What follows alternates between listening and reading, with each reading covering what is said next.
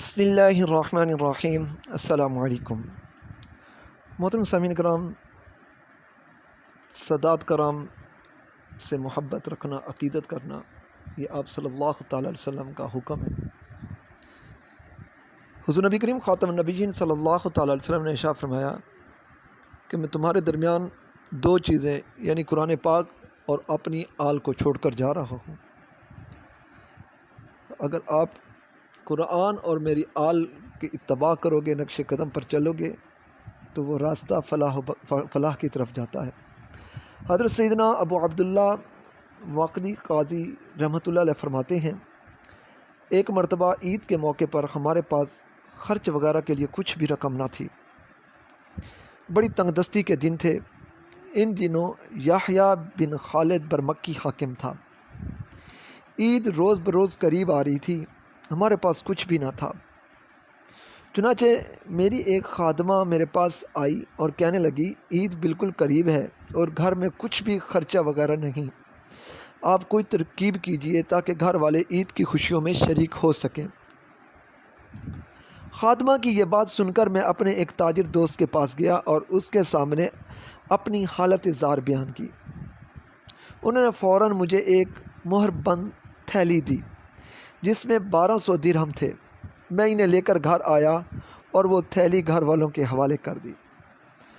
گھر والوں کو کچھ حوصلہ ہو کہ اب ہماری عید اچھی گزر جائے گی۔ ابھی ہم نے اس تھیلی کو کھولا بھی نہ تھا کہ میرا ایک دوست میرے پاس آیا جس کا تعلق سادات گھرانے سے تھا۔ اس نے آ کر بتایا، ان دنوں ہمارے حالات بہت خراب ہیں اور عید بہت قریب آ گئی ہے، گھر میں خرچہ وغیرہ بالکل نہیں، اگر ہو سکے تو مجھے کچھ رقم قرض دے دو۔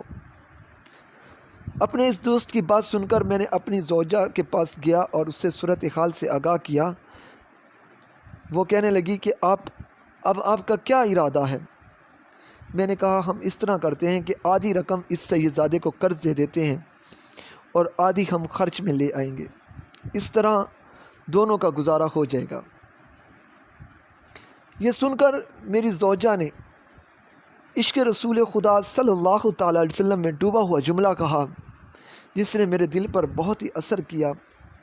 وہ کہنے لگی، جب تیرے جیسا ایک عام شخص اپنے دوست کے پاس اپنی حاجت مندی کا سوال لے کر گیا تو اس نے تجھے 1200 درہم کی تھیلی عطا کی، اور اب جب کہ تیرے پاس دو عالم کے مختار سید الابرار رحمت دو جہان صلی اللہ تعالیٰ علیہ وسلم کی اولاد میں سے ایک شہزادہ اپنی حاجت لے کر آیا ہے تو تو اسے آدھی رقم دینا چاہتا ہے؟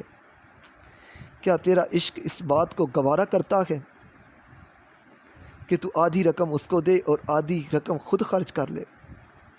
جاؤ، یہ ساری رقم اس شہزادہ کے قدم پر نچھاور کر دے۔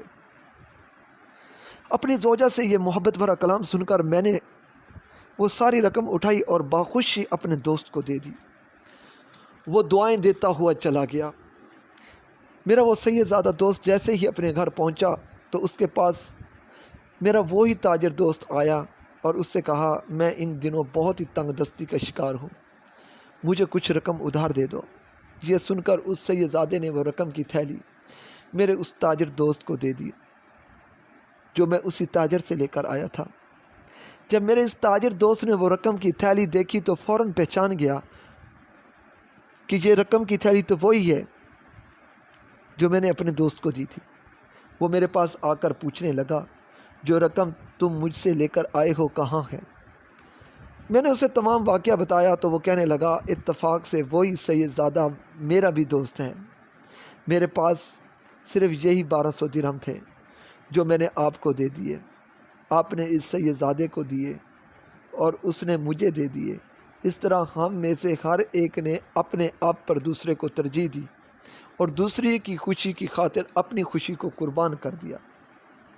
ہمارے اس واقعے کی خبر کسی طرح حاکم وقت یحییٰ بن خالد برمکی کو پہنچ گئی۔ اس نے فوراً اپنا قاصد بھیجا جس نے میرے پاس آ کر یحییٰ بن خالد برمکی کا پیغام دیا۔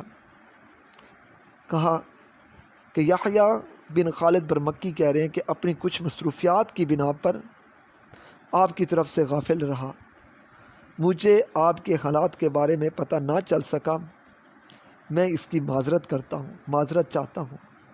اب میں غلام کے ہاتھ 10,000 دینار بھیج رہا ہوں، ان میں سے 2,000 آپ کے لیے، 2,000 آپ کے تاجر دوست کے لیے اور 2,000 اس سے یہ زیادہ کے لیے، باقی 4,000 دینار تمہاری عظیم و سعادت مند بیوی کے لیے، کیونکہ وہ تم سب سے زیادہ غنی و افضل اور عشق رسول صلی اللہ تعالیٰ علیہ وسلم کی پیکر ہے۔ تو محترم سامعین کرام، کہ ہمارے اسلاف کس قدر اپنی خواہشات کو نظر انداز کر دیتے تھے، اپنی عیدوں کو نظر انداز کر دیتے تھے۔ اگر کوئی سائل یا دوست کوئی ضرورت مند آ جاتا تو ایثار و محبت کا درس دیتے۔ گھر اپنے لیے خرچہ نہیں ہے، عید کے لیے کچھ بھی نہیں ہے، لیکن دوستوں کے لیے جو رقم قرض کے طور پر لی تھی وہ قربان کر دی، اور سید زادے کے لیے تو ساری رقم ہی قربان کر دی۔ قربان جائیں ایسے ایثار و محبت پر۔ اللہ تبارک و تعالی ہمیں بھی سادات کی عزت اور احترام کرنے والا بنائے۔ اللہ پاک سے دعا ہے کہ اللہ پاک ہمیں ہمیشہ ضرورت مندوں کا خیال رکھنے والا بنائے۔ اپنے آس پاس پڑوس میں، رشتہ داروں میں، محلے داروں میں جو ضرورت مند ہیں، حقدار ہیں، سفید پوش طبقہ اس مہنگائی کی وجہ سے بہت پریشان ہے، اللہ پاک ہمیں اپنی استطاعت کے مطابق ان کی مدد کرنے والا بنائے اور ہمیشہ اپنی بندگی کرنے والا بنائے۔ آپ صلی اللہ تعالی وسلم پر کروڑوں خان درود و سلام بھیجنے والا بنائے۔ آمین ثم آمین بجاہ النبی امین صلی اللہ تعالی علیہ وسلم۔